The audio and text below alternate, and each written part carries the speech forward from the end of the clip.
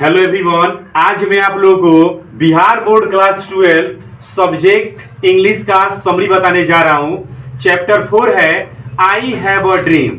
I have a dream ये एक speech है जिसको doctor Martin Luther King junior के द्वारा दिया गया है Lincoln memorial hall Washington DC में।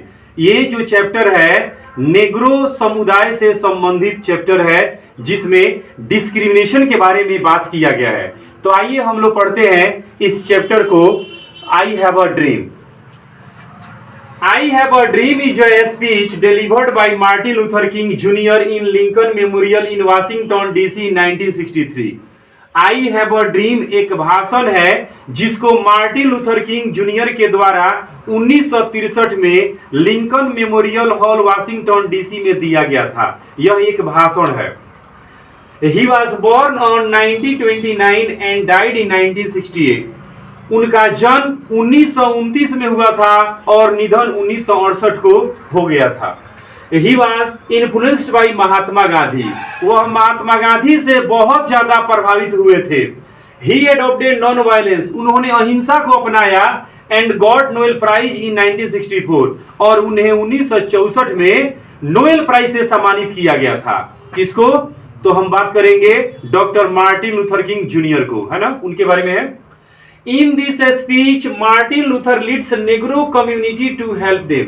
इस भाषण के माध्यम से डॉक्टर मार्टिन लूथर किंग जो है ना नेग्रो समुदाय का नेतृत्व करते हुए उनकी मदद कर रहे हैं।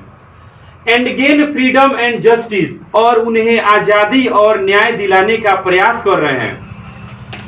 He says that, वह कहते हैं कि 100 years ago यानी 100 साल पहले a great American sign emancipation proclamation यानी 100 साल पहले एक महान अमेरिकन ने दास मुक्ति घोषणा पत्र पे साइन कराया था।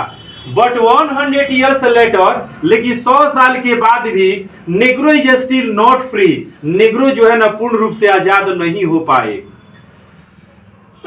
And life of Negro crippled by chains of discrimination, और नेग्रो का जो जीवन था वो छुआछूत की बेड़ियों में और भी ज्यादा जकड़ गया। ही सेज दैट, आगे वह कहते हैं कि they had to live life of deported person. वह कहते हैं कि नेग्रो का जो जीवन था ना वह जलील व्यक्ति के तरह हो गया था, दो दे आर नेटिव्स, अपने ही मातृभूमि पर। American government is not supporting them. America की सरकार उनकी कोई मदद नहीं करती है, कोई समर्थन नहीं करती है। He assures them that they will get freedom and their rights one day. सिर्फ अमेरिकन सरकार उनको दिलासा दिलाते हैं कि एक दिन आपको न्याय मिलेगा, एक दिन आपको अधिकार मिलेगा, एक दिन आपको आजादी मिलेगी। सिर्फ वो लोग विश्वास दिलाता है। He dreams that they will return to their homes and they will get justice।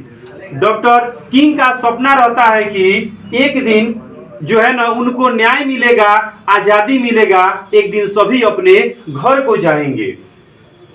He dreams that one day on the red hills of Georgia, the sons of former slaves and the sons of former slaves owner will be able to sit down together। उनका सपना रहता है कि एक दिन Georgia के लाल पहाड़ी पे गुलामों के लड़के और गुलामों के मालिक के लड़के अर्थात गोरे और काले एक साथ बैठकर बात करेंगे। उनका सपना रहता है कि गोरे और काले में जो डिस्क्रिमिनेशन फैला हुआ है वो खत्म हो जाए। उनका सपना रहता है कि सभी को न्याय मिल जाए। उनका सपना रहता है कि सभी को आजादी और सभी को अधिकार मिल जाए अपने ही मातृभूमि पर। He says, आगे वह कहते हैं if America is to be a great nation this must come true. आगे वह कहते हैं यदि अमेरिका को एक महान राष्ट्र बनाना है तो उसे सत्य के मार्ग पर चलना होगा, यानी मेरे भाषण को फॉलो करना होगा। यानी गोरे और काले के बीच में जो डिस्क्रिमिनेशन फैली हुई है उसे आपको बाहर निकलना होगा, तब जाकर अमेरिका एक महान राष्ट्र बन सकता है। और आज मॉडर्न एज में अमेरिका एक महान राष्ट्र है। सो थैंक यू सभी को।